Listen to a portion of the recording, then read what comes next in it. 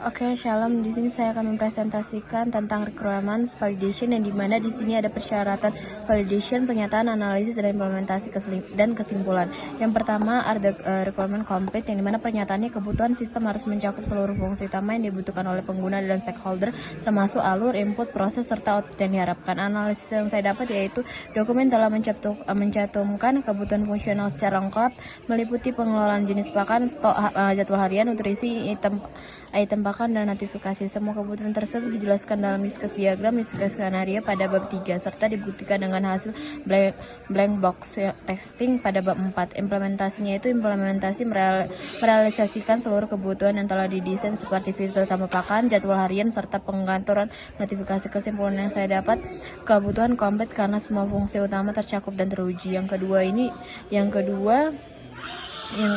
kedua itu adalah are the requirement consistent, yaitu seluruh kebutuhan memiliki format penulisan dan yang seragam dan alur proses yang saling terintegrasi tanpa pertentangan. Contohnya, hak akses setiap aktor konsisten di seluruh use case dan hasil uji API.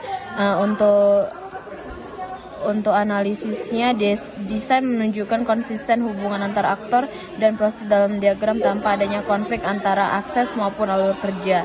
Yang ketiga, di sini implementasi yang saya dapat, implementasi mengikuti desain dengan konsisten, tidak ada fungsi yang bertentangan atau menghasilkan hasil berbeda dari rancangan awal. Kesimpulannya itu kebutuhan sistem konsisten karena tidak ditemukan kontradiksi antar proses dan hasil pengujian sesuai dengan perancangan awal. Yang ketiga, di sini ada are the requirement compressible. Di sini pernyataannya itu kebutuhan ditulis dengan bahasa formal, jelas dan mudah dipahami, disertai ilustrasi dan diagram pendukung. Di sini ada ada analisisnya, deskripsi kebutuhan disampaikan dengan bahasa yang formal dan jelas sehingga proses dijelaskan secara berurutan dan didukung oleh diagram BPMN serta use case sehingga mudah dipahami baik pengembang maupun pengguna non-teknik. Di sini ada implementasinya, yaitu implementasi sesuai urutan proses dari desain, memudahkan pemahaman keterkaitan antar fitur. Kesimpulan yang saya dapat, kebutuhan sistem mudah dipahami karena penjelasan disertai dengan visualisasi proses dan struktur kalimat yang jelas. Yang keempat, di sini are the requirement ambiguous, yang dimana pernyataannya itu setiap kebutuhan harus bebas dari ambiguitas agar tidak menimbulkan tafsir ganda yang tahap implementasi.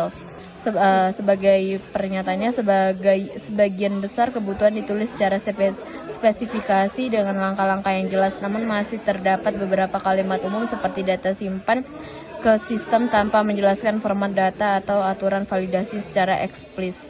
Implementasinya itu mengikuti instruksi detail dari desain, namun masih ada bagian yang seperti penyimpanan data yang belum dijelaskan formatnya sesuai spesifikasi. Kesimpulannya, kebutuhan minim ambiguitas, namun masih ada sedikit bagian yang perlu dijelaskan.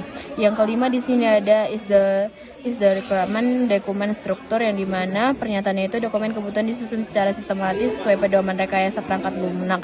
Untuk analisisnya, desain tersusun logis, mudah dari arsitektur sistem, diagram, dan use case sesuai urutan proses. Untuk implementasinya mengikuti urutan struktur dari dokumen analisis dan desain. Untuk kesimpulannya, dokumen terstruktur dengan baik sesuai pedoman akademik dan teknik perangkat lunak. Yang keenam itu ada other requirement trackable, yang dimana pernyataannya itu kebutuhan harus dapat ditelusuri dari tahap analisis hingga implementasi dan pengujian. Untuk analisisnya, setiap kebutuhan dalam desain memiliki hubungan langsung dengan use case dan diagram.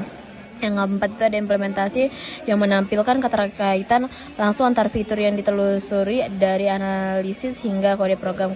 Untuk kesimpulannya, kebutuhan dapat ditelusuri dengan jelas dan dianalisis hingga pengujian.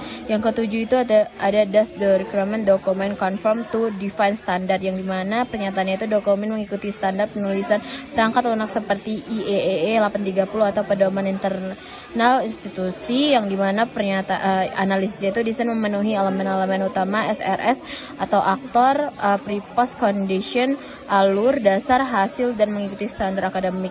Untuk implementasinya mengacu pada prinsip desain yang sesuai dengan standar dokumentasi dan struktur koder. Untuk kesimpulannya, dokumen memenuhi standar penulisan SRS dan prinsip IEEE 830. Sekian, terima kasih.